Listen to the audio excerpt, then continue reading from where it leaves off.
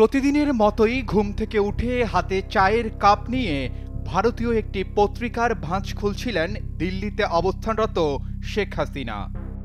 ঠিক চায়ে চুমুক দেবেন একদম সেই মুহূর্তে চোখে পড়ল এমন একটি হেডলাইন, তার চোখ ঝাপসা হয়ে গেল। তিনি চায়ের কাপে চুমুক না দিয়ে কাপটি টেবিলে রেখে দিলেন। চোখ থেকে চশমাটি খুলে শাড়ির আঁচল দিয়ে একটু মুছে নিয়ে আবারও চোখে দিলেন। দেখতে পেলেন পত্রিকার প্রথম পাতায় বড় করে লেখা, বাংলাদেশের রাজনীতিতে মোড় বদলের সময় এসে গেছে। হাসিনাকে সমর্থন করা কি ভারতের জন্য ক্ষতিকর? যেই ভারতীয় মিডিয়া এতদিন হাসিনাকে পূর্ণ সমর্থন দিয়ে এসেছে, হাসিনার একমাত্র ভরসার জায়গা ছিল যেই ভারতীয় মিডিয়া, এবারে সেই ভারতীয় মিডিয়াই বেঁকে বসতে শুরু করেছে। গত কয়েকদিন ধরেই ভারতের বিভিন্ন সংবাদ মাধ্যমে যেসব লেখা প্রকাশিত হচ্ছে তাতে হাসিনার অস্বস্তি বাড়ছে।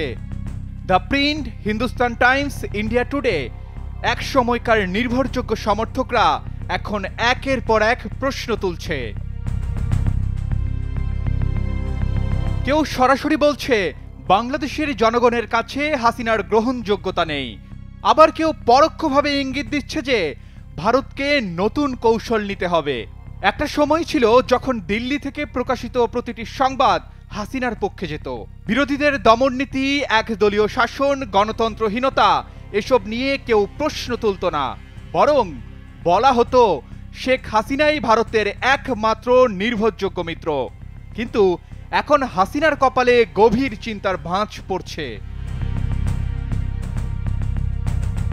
দ্য প্রিন্টের বিশ্লেষণে বলা হয়েছে, শেখ হাসিনাকে সমর্থন করে ভারত নিজেদের বিপদ নিজেই ডেকে আনছে। বাংলাদেশে তার জনপ্রিয়তা তলানিতে, জনগণ ক্ষুব্ধ, ভারতের স্বার্থ এখন হুমকির মুখে। একই সুরে কথা বলছে অন্যান্য ভারতীয় বিশ্লেষকরা।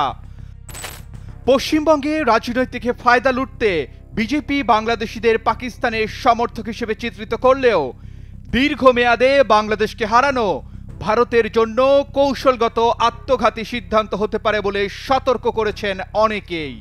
তারা বলছেন বাংলাদেশের সাধারণ জনগণের ক্ষোভ শুধু শেখ হাসিনার বিরুদ্ধেই নয়, ভারতীয় নীতির বিরুদ্ধেও ছড়িয়ে পড়েছে।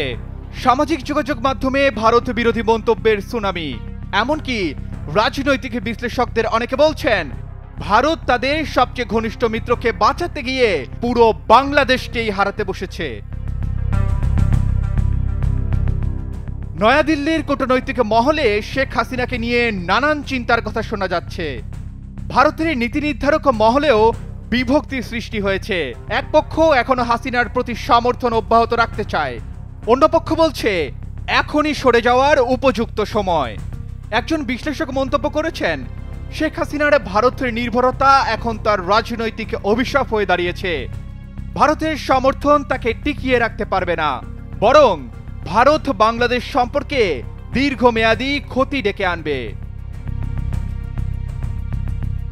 নরেন্দ্র মোদী সরকার কি শেষ পর্যন্ত শেখ হাসিনাকে ছেড়ে দেবে, নাকি তাকে টিকিয়ে রাখার জন্য নতুন কোনো কৌশল হাতে নেবে? ভারতের সামনে এখন দুইটি পথ। এক, শেখ হাসিনাকে ছাড়ার সিদ্ধান্ত নিয়ে বাংলাদেশের জনগণের সাথে সুসম্পর্ক পুনরুদ্ধারের চেষ্টা করা। দুই, হাসিনাকে বাঁচাতে আরো গভীরভাবে জড়িয়ে পড়া। ভারতের পরবর্তী সিদ্ধান্ত শুধু বাংলাদেশে নয়, সমগ্র দক্ষিণ এশিয়ার ভূ রাজনীতিতে বড় পরিবর্তন আনতে পারে। একটা নতুন সময়ের সূচনা হতে যাচ্ছে। শেখ হাসিনা জানেন তার কপালের ভাঁজ আরো গভীর হতে চলেছে। প্রশ্ন একটাই, দিল্লি কি সত্যি তার বিশ্বস্ত হাসিনাকে ছাড়তে চলেছে? Arman Ali, Daily Sun.